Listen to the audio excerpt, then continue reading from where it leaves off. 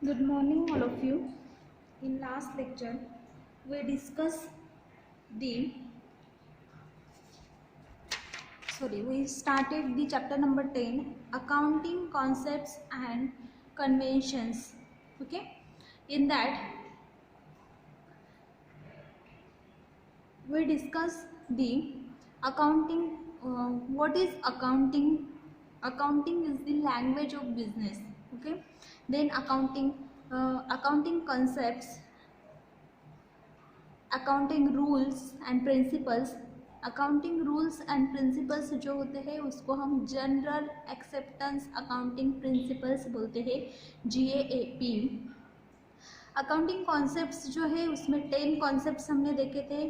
Entity concept, dual aspect concept, going concern concept, accounting period concept, money measurement concept, cost concept, revenue realisation concept, matching concept, variable objective evidence concept and accrual concept. Okay, उसमें से हमने कुछ concept कल देखे थे. Like entity concept हमने पढ़ा था, देन ड्यूअल एस्पेक्ट कॉन्सेप्ट पढ़ा था, going concern concept and accounting period concept. ये 4 कॉन्सेप्ट हमने लास्ट लेक्चर में देखे थे. Now next one is money measurement concept. Okay, क्या होता है मनी मेजरमेंट कॉन्सेप्ट? तो according to this concept all business transactions are required to be recorded in term of money. Okay, business में या फिर फर्म में जो भी ट्रांजैक्शंस होते हैं उसको हम रिकॉर्ड रखते हैं अकाउंटिंग में. लेकिन जो रिकॉर्ड हम रखते हैं वो इन टर्म ऑफ मनी अगर हो तो उसे बोलते हैं money measurement concept. Okay, means जो भी रिकॉर्ड हम रख रहे हैं वो किस फॉर्म में चाहिए? तो मनी के फॉर्म में चाहिए. इन टर्म्स ऑफ मनी हम रिकॉर्ड अगर रखते हैं तो उसको बोलोगे money measurement concept. Okay, those transactions that are not capable of being recording in terms of money are not recorded in the accounting books because the monetary unit is relevant, simple and understandable. Okay, money ये जो unit है ये understandable है, simple है, relevant है, इसलिए हम उसको मनी के फॉर्म में जो भी ट्रांजेक्शन्स होते हैं उसको मनी के फॉर्म में इन टर्म्स ऑफ मनी रिकॉर्ड करते हैं. लेकिन ऐसी कोई चीज़ें हैं या फिर ऐसी कोई ट्रांजेक्शन्स है जो मनी के फॉर्म में हम रिकॉर्ड नहीं कर सकते. ऐसे जो भी ट्रांजेक्शन्स है उसको हम अकाउंटिंग बुक्स में रिकॉर्ड नहीं करते. Okay, then by expressing all assets and liabilities in terms of money it is possible to include them during the preparation of the financial statement. okay, जो भी liabilities या फिर टर्म्स होते हैं इन terms of money तो उसको हम पहले ही फाइनेंशियल स्टेटमेंट में, जब हम फाइनेंशियल स्टेटमेंट प्रिपेयर करते हैं तभी हम उसको इंक्लूड कर लेते हैं. एग्जाम्पल दिया हुआ है, सपोज एक कंपनी है जिसमें कैश बैलेंस है उनके पास 1 lakh rupees. Okay, then double store उनको क्या क्या चाहिए? तो उसमें double store building, then 2 cores of lands, 20 machines, 500 kg of raw material and 15 working tables etcetera. तो ये जो हमने लिखा हुआ है लाइक उनको इतनी लैंड चाहिए, इतने मशीन्स चाहिए, देन इतना रॉ मटेरियल चाहिए, इतने वर्किंग टेबल्स चाहिए, तो ये जो भी डेटा हमने लिखा हुआ है इसको हम अकाउंटिंग बुक में इंक्लूड नहीं कर सकते, रिकॉर्ड नहीं कर सकते. क्यों? क्योंकि ये मनी के फॉर्म में नहीं है, ये इन टर्म्स ऑफ मटेरियल, ये मटेरियल के फॉर्म में है. लाइक क्या चाहिए हमें, क्या कौन सी चीज़ें चाहिए हमें, हम जो भी चीज़ें हमें चाहिए वो हम जो अकाउंटिंग बुक होता है उसमें रिकॉर्ड नहीं कर सकते. हम क्या रिकॉर्ड करेंगे इस कंसेप्ट के हिसाब से? तो हम उसमें सिर्फ जो मनी होते हैं वही रिकॉर्ड कर सकते हैं. सपोज यही बातें अगर हम ऐसे बोलेंगे, सपोज हमें जो चाहिए थी वो बातें अगर हम कैश के फॉर्म में लिखेंगे but they are expressed in monetary terms, that is 1 lakh cash, then 75 lakh buildings, 85 lakhs land, 8.5 lakh machine, 1.5 lakh raw material, ठीक है। तो हमें यहाँ पे क्या क्या एक्सप्रेस हो रहा है, तो हमें बिल्डिंग्स के लिए, लैंड्स के लिए, मशीन्स के लिए, रॉ मटेरियल के लिए या फिर टेबल्स के लिए कितने पैसे लगने वाले हैं, कितने मनी लगने वाले हैं। तो ये जो टर्म्स है 75 lakh rupees for the buildings, तो ये जो टर्म्स है इन टर्म्स ऑफ मनी हमने लिखा हुआ है, तो हम इसको बैलेंस शीट में या फिर इसको जो भी बुक है, अकाउंटिंग बुक है, उसमें रिकॉर्ड कर सकते हैं according to the money measurement concept. Okay, इस कॉन्सेप्ट के हिसाब से जो भी टर्म्स होंगे, जो भी ट्रांजेक्शन्स होंगे, उसको हम किस टर्म के इसमें रिकॉर्ड करेंगे, तो हम उसको मनी के फॉर्म में रिकॉर्ड करेंगे। Okay, this concept however has one major limitation, लेकिन इस कॉन्सेप्ट को एक लिमिटेशन है।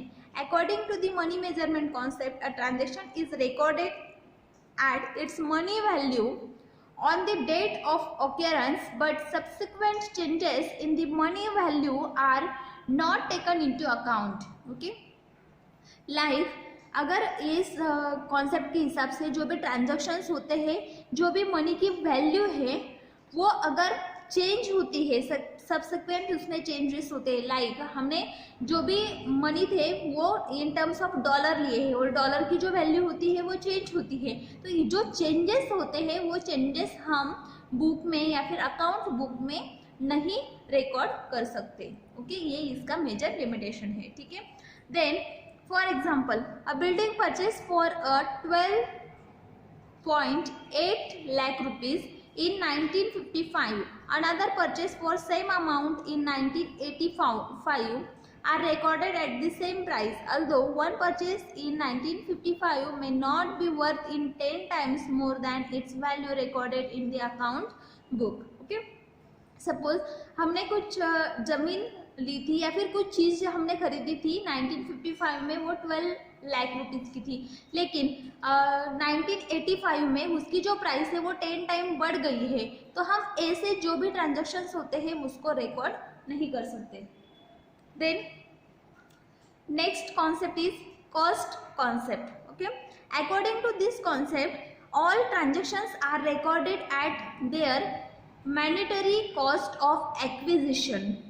The majority of assets and liabilities are recorded in the account book at this price paid to acquire the same. Okay, however they are carried forward from year to year at acquisition cost, irrespective of any subsequent increase or decrease in their cost. For example, if price of the land was purchased for 16.4 lakh, its present market value will not be taken into the account at the time of preparation of final statement. The market value of the piece of land may now be around say 90,000 or so.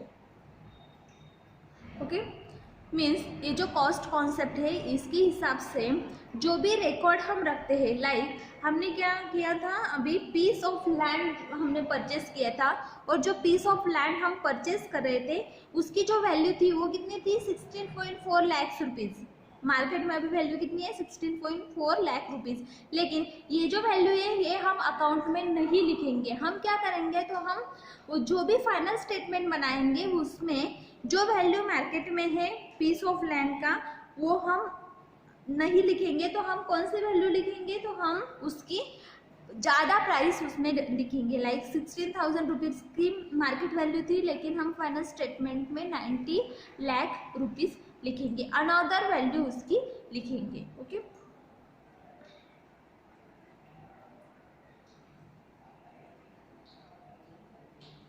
Means हम ये क्या कर रहे हैं, तो 16 lakh rupees आज उसकी value है, लेकिन 10 साल बाद 15 साल बाद वो कितनी होने वाली है, तो उसकी जो वैल्यू बढ़ने वाली है वो वैल्यू हम उसमें रिकॉर्ड करेंगे। Okay, another important feature of this concept is that it is not necessary to show the assets year after year for a identified period of cost price.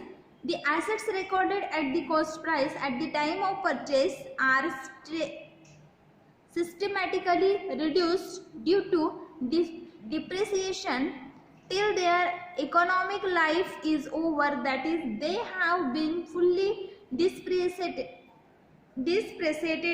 and sold as a scrap. The concept is applicable to fixed assets only and current assets are not affected by it. The fixed assets are given in balance sheets in accordance to their cost. The market price is ignored according to this concept. Okay?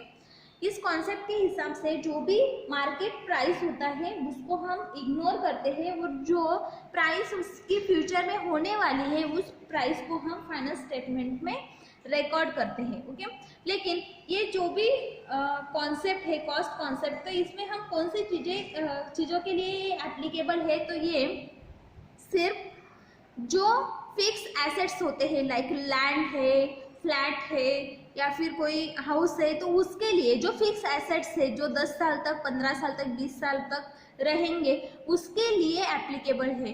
लेकिन जो current assets होते हैं like कोई production हुआ है, soap है या फिर कोई भी प्रोडक्ट है, तो वो प्रोडक्ट अगर 2-3 साल के बाद एक्सपायर होने वाला है तो उस प्रोडक्ट के लिए हम ये जो कॉस्ट कॉन्सेप्ट है ये यूज नहीं कर सकते. ये सिर्फ फिक्स एसेट्स के लिए ही एप्लीकेबल है.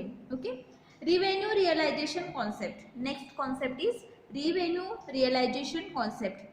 It is also known as revenue recognition concept. According to this concept, revenue is measured by the amount charged for goods sold or service rendered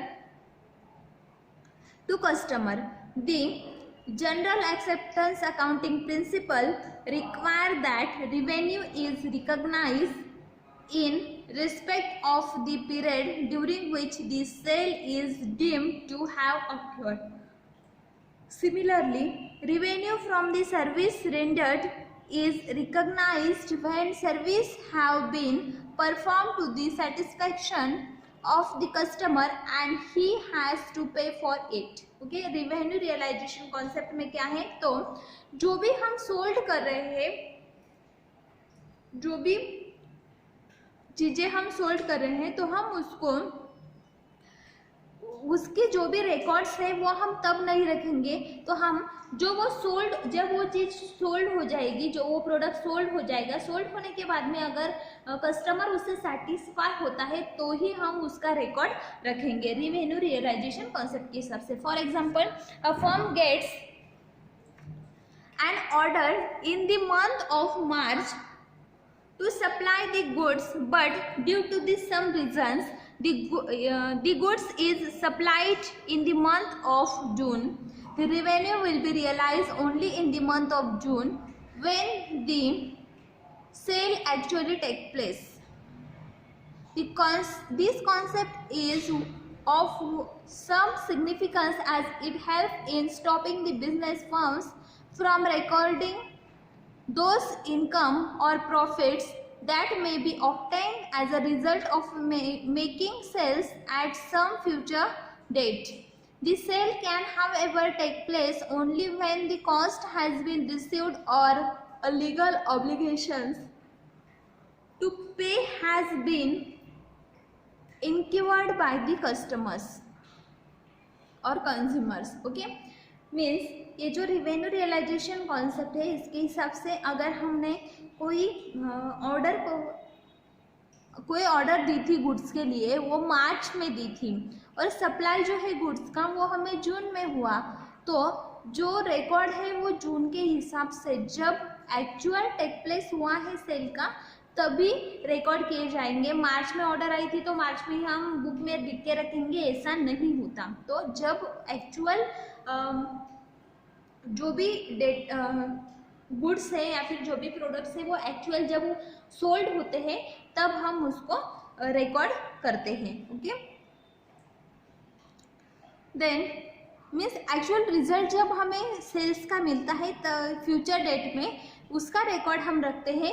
जब हमने ऑर्डर डाली थी उसका रिकॉर्ड हम नहीं रखते। मीन्स जब वो कंज्यूमर के पास जाएगा, कंज्यूमर उसके ऊपर हमें रिप्लाई देगा, तभी हम उसका रिकॉर्ड रखेंगे, अदरवाइज उसका रिकॉर्ड नहीं रखेंगे। Okay, then help in stopping the business and recording those incomes और प्रॉफिट्स। मीन्स ये जो है ये मेथड जो है रिवेन्यू रियलाइजेशन मेथड, ये हमें हेल्प करती है to maintain the records of business या फिर टू स्टॉप द बिजनेस। अगर हमें लगता है कि हमारा सोल्ड अच्छे से नहीं हो रहा है तो हम बिजनेस को स्टॉप कर सकते हैं, या फिर जो भी प्रॉफिट से या फिर जो भी इनकम से उसका रिकॉर्ड हम रख सकते हैं।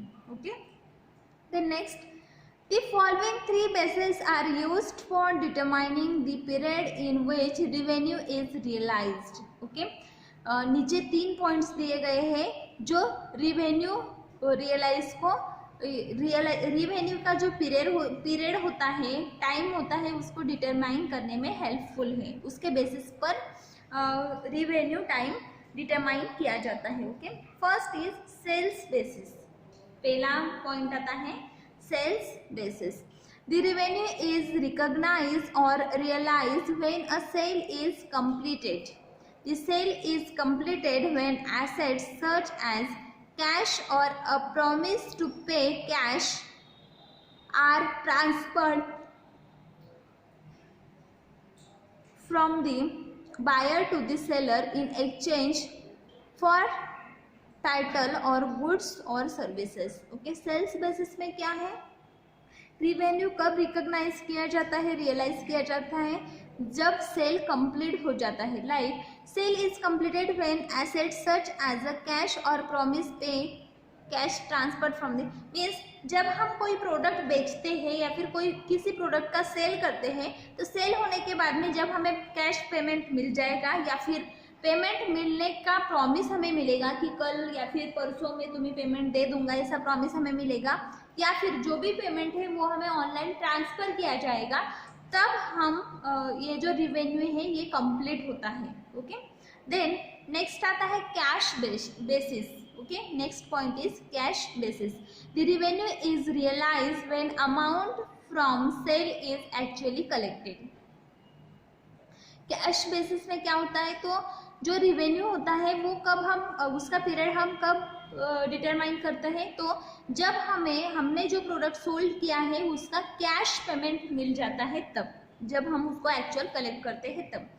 This basis is adopted when there is some doubt about the collection of the amount in respect of sale.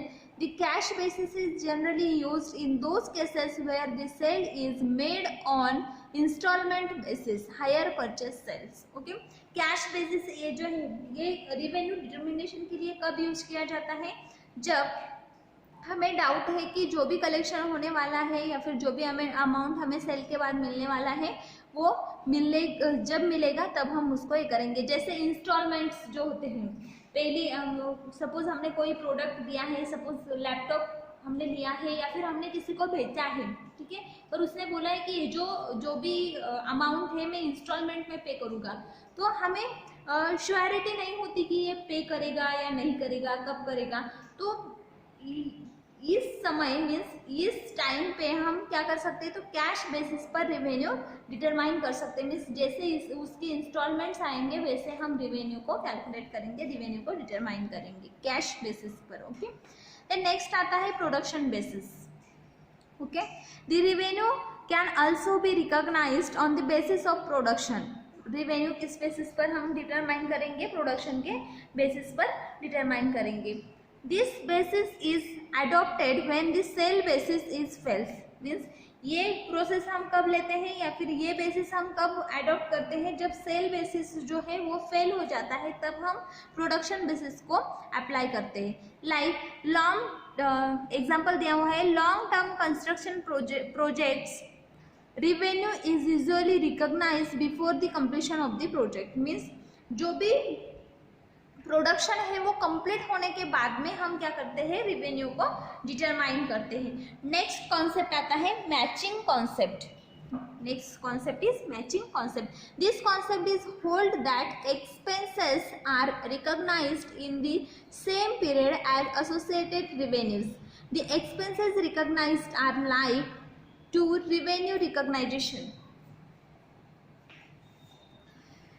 The expenses may be matched with the revenue whenever it is reasonable and practicable to do so.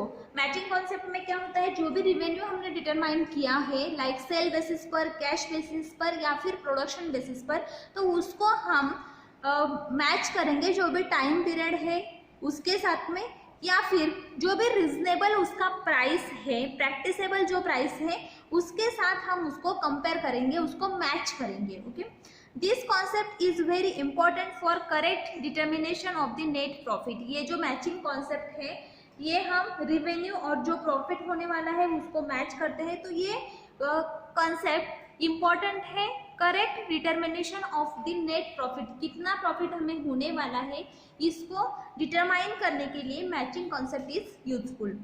According to this concept, in determining the net profit from the business operations, all costs which are applicable to revenue of the period should be charged against that revenue. Accordingly, for matching cost with revenue, first revenue should be recognized and then cost incurred for generating that revenue should be recognized. Okay, इस matching concept से क्या पता चलता है हमें, तो जो भी नेट प्रॉफिट हमें होने वाला है उसको हम डिटरमाइन कर सकते हैं करेक्टली. एंड इसमें हम क्या करते हैं, तो जो भी रिवेन्यू होता है उसका टाइम पीरियड और जो रिवेन्यू है उसको हम कॉस्ट के साथ में मैच करते हैं कि रिवेन्यू और कॉस्ट मैच हो रहे हैं या नहीं हो रहे हैं. ठीक है. Then variable object evidence concept. Next concept is variable object evidence concept. According to this concept, the accounting data must be definite, variable and free from personal bias. This means that all accounting transactions should be made on the basis of supporting business documents such as invoice, vouchers and receipts, which are variable by the auditors and later stage. Moreover, the users of financial statement should have the feelings that the given data is based on documental evidence and is not subject to the bias of either the management or accountants who have prepared the account. Okay, ये जो concept है variable objective evidence concept. According to this concept, data must be definite. जो भी data हमने record किया है वो कैसा होना चाहिए, डेफिनाइट होना चाहिए, वेरीफाइबल होना चाहिए. जो भी डाटा हमने कलेक्ट किया है वो वेरीफाई करके हम उसमें रिकॉर्ड करेंगे. देन फ्री फ्रॉम पर्सनल बाइस मीन्स उस डेटा में जो भी बिजनेस से रिलेटेड बातें हैं वही होनी चाहिए. जो भी पर्सनल उसका जो भी होगा, लाइक उसके पास उसका खुद का घर होगा, खुद की गाड़ी होगी, जो भी उसके पर्सनल ट्रांजैक्शंस है या फिर पर्सनल जो भी उसका फाइनेंस है उसका रिकॉर्ड इस डेटा में नहीं होना चाहिए. ओके, देन नेक्स्ट आता है and last accrual concept. Next and last concept is accrual concept. According to this concept, the revenue which become due but not received in cash, okay, must be recorded in the books when it become due and not that when it is received in cash. Similarly, expenses which become due but not yet paid in cash but recorded in the books as expenses for the period when they become due. According to accrual concept, the suppose हमने जो भी revenue है वो due पर है लेकिन जो cash है वो रिसीव नहीं हुआ है, या फिर वो बुक में रिकॉर्ड किया गया है लेकिन कैश अभी तक रिसीव नहीं हुआ है, या फिर जो भी एक्सपेंसेस है वो बुक में तो रिकॉर्ड किए गए हैं लेकिन अभी तक हुए नहीं है. मीन्स पहले ही हमने रिकॉर्ड करके रखे हैं कि इतना एक्सपेंसेस हम करने वाले हैं लेकिन अभी तक वो नहीं हुए हैं, अभी तक पेड नहीं हुआ है, become due. The accrual concept is of accounting state that income is measured by difference between the revenue and expenses and not by increase or decrease in the cash. According to accrual concept क्या होता है, तो जो भी expenses जो भी measurement होते हैं या फिर जो भी अकाउंटिंग स्टेट्स होते हैं, जो भी इनकम्स होते हैं, वो हम difference between revenue and expenses, जो भी ड्यू है या फिर रिवेन्यू है वो और एक्सपेंसेस जो है उसमें कितना डिफरेंस है, रिवेन्यू और एक्सपेंसेस में कितना डिफरेंस है, मीन्स जो इनकम आ रहा है उसमें और जो एक्सपेंसेस हम कर रहे हैं उसमें कितना डिफरेंस है, कितना प्रॉफिट हो रहा है हमें या फिर कितना लॉस हो रहा है, इसके बेसिस पर हम रिकॉर्ड रखते हैं, not in term of increase और decrease in cash.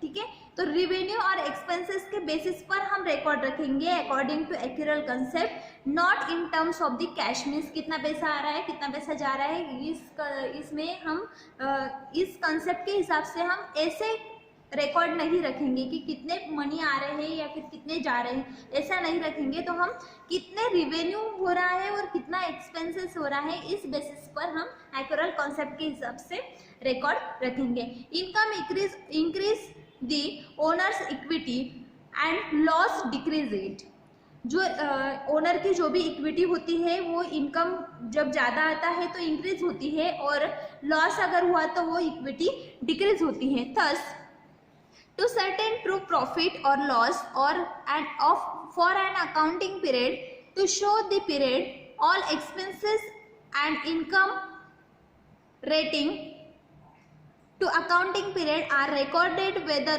actual cash has been paid or received or not. The concept is useful in recording the cash and credit transactions. ये जो कॉन्सेप्ट है accrual concept, ये cash और जो credit transactions होते हैं उनको रिकॉर्ड करने के लिए यूजफुल है। It help in assessing the financial position of the business at the close of the year. जब फाइनेंशियल ईयर जब खत्म होता है तो financial position of the business क्या है, मीन्स बिजनेस में कितना प्रॉफिट कितना लॉस हो रहा है या फिर कितना स्मूथली बिजनेस चल रहा है, बिजनेस का सक्सेस क्या है, फाइनेंशियल पोजीशन क्या है, उसको रिकॉर्ड करने के लिए, उसको मेजर करने के लिए accrual concept is useful. Now next point is accounting conventions. Convention is used to denote establish custom or traditional practices as a guide to the preparation of accounting statement. The following conventions are commonly used. Conventions का meaning होता है कि accounting जो है तो accounting में जो भी हम ट्रेडिशनल प्रैक्टिसेस करते हैं, मीन्स पहले से जो भी टर्म्स या फिर जो भी रूल्स रेगुलेशंस जो भी प्रिंसिपल्स हम यूज करते हैं उसको हम बोलते हैं कन्वेंशंस। ओके, तो 4 ऐसे कन्वेंशंस हैं जो कॉमनली यूज किए जाते हैं, disclosure, materiality, consistency and conservatism. Okay, first is conventions of disclosure. Okay, the convention of disclosure implies that all material informations must be disclosed and the accounts are prepared honestly. means जो भी business के secrets है उसको हम disclose करेंगे, जो भी information है बिजनेस से रिलेटेड, मटेरियल से रिलेटेड उसको हम डिस्क्लोज करेंगे। मीन्स सब जो भी बिजनेस में जो भी लोग हैं उन सबको वो बातें पता होनी चाहिए, वो इन्फॉर्मेशन पता होनी चाहिए और जो भी अकाउंट है वो हम honestly प्रिपेयर करेंगे। ठीक है, it is essential that there should be full disclosure of all important and necessary information along with the detail while preparing the financial statement. ठीक है, ये जो डिस्क्लोजर है इसके हिसाब से जो भी इंफॉर्मेशन होती है इम्पोर्टेंट बिजनेस के लिए या फिर नेसेसरी होती है बिजनेस के लिए उसको हम शेयर करते हैं सबके साथ में और जो भी फाइनेंशियल स्टेटमेंट है उसको प्रिपेयर करते हैं। It is beneficial to all those persons who are interested in the business to know the correct position of the business. ये किसके लिए यूजफुल है, जो भी पर्सन्स ऐसे होते हैं जिसको बिजनेस के बारे में फुल इंफॉर्मेशन चाहिए और बिजनेस की क्या पोजीशन है वो पता होनी चाहिए, इसके लिए ये कन्वेंशन ऑफ डिस्क्लोजर यूजफुल है। देन नेक्स्ट आता है convention of materiality. According to this convention An item is regarded as a material if there is a reason to believe that knowledge of it would influence the decision of the informed investor. The unimportant items are either left out or merged with other items. The financial statements are expected to disclose all material items to the knowledge of which might influence the decision of the users or a financial statement. ये जो है conventions of materiality, according to this convention जो items होते हैं या फिर जो भी मटेरियल होता है वो उसके बारे में सबको बताया जाता है. फिर जो भी नॉलेज है वो इन्फ्लुएंस हो सकता है, उसका डिसीजन चेंज हो सकता है. लाइक इन्वेस्टर्स को अगर पता है कि हमें इसमें थोड़ा लॉस हो सकता है या फिर इसमें प्रॉफिट भी हो सकता है, तो अगर हमने पूरी इंफॉर्मेशन उनको दे दी तो वो उनका जो भी डिसीजन है वो थोड़ा चेंज हो सकता है. लाइक सपोज हमने क्या किया है, जो भी लेफ्ट मटेरियल था उसको मर्ज करके, जो नया मटेरियल है उसके साथ मर्ज करके हमने कुछ प्रोडक्ट बनाए हैं, कुछ आइटम्स बनाए हैं. वो आइटम्स तो अच्छे हैं, लेकिन क्या हो सकता है अगर हम ये बातें सबको बता देंगे, डिस्क्लोज कर देंगे मटेरियल्स के बारे में जो भी बातें हैं, तो जो भी यूजर्स है उनका जो माइंड है वो या फिर उनके जो डिसीजंस है उस प्रोडक्ट को खरीदने के लिए वो चेंज हो सकते हैं. देन नेक्स्ट आता है conventions of the consistency. Conventions of the consistency. If the management of the company wants to draw important conclusion regarding its working over a number of years, it is essential that the same accounting methods are followed from the one accounting period to the other. The comparison of the result of one accounting period with those of another is possible only if the conventions of the consistency is strictly followed. For example, if company follow the straight line method of depreciation in the first year, it is expected to follow the same method in future also, order to maintain the conventions of consistency. Any change from one method to another would result in inconsistency. Okay, conventions of consistency में क्या है इस concept में, तो अगर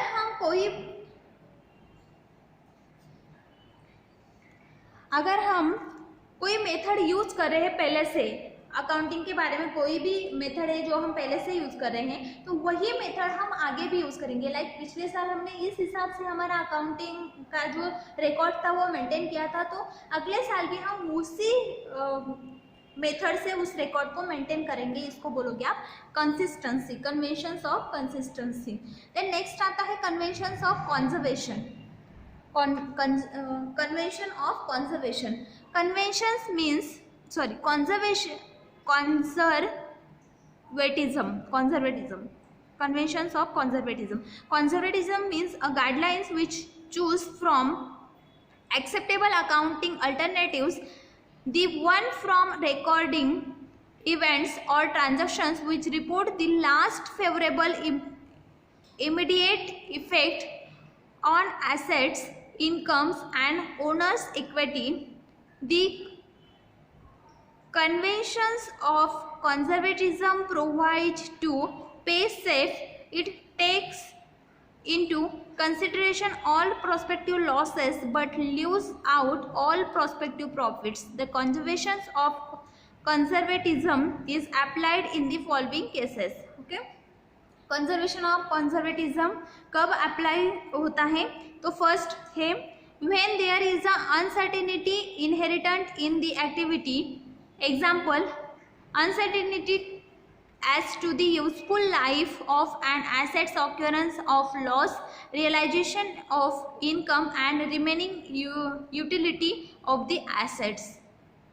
Second है when there are two equally acceptable methods, then the one which is more conservative will be employed. Okay, अगर दो इक्वल एक्सेप्टेबल मेथड्स है उसके हिसाब से एक जो है वो मोर कंजर्वेटिव है तो उसको हम अप्लाई करेंगे.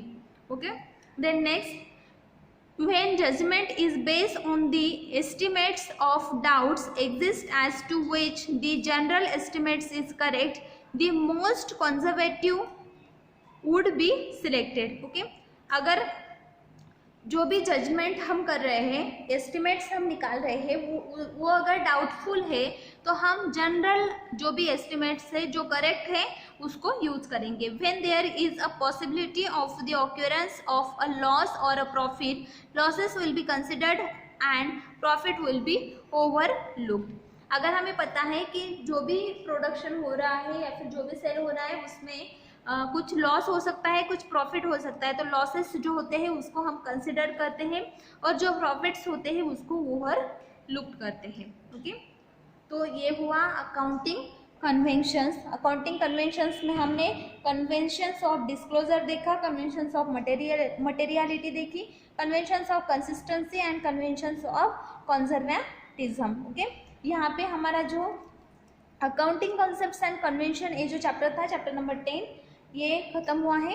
नेक्स्ट जो है chapter number 11, recording of the transactions, वो हम नेक्स्ट लेक्चर में पढ़ेंगे.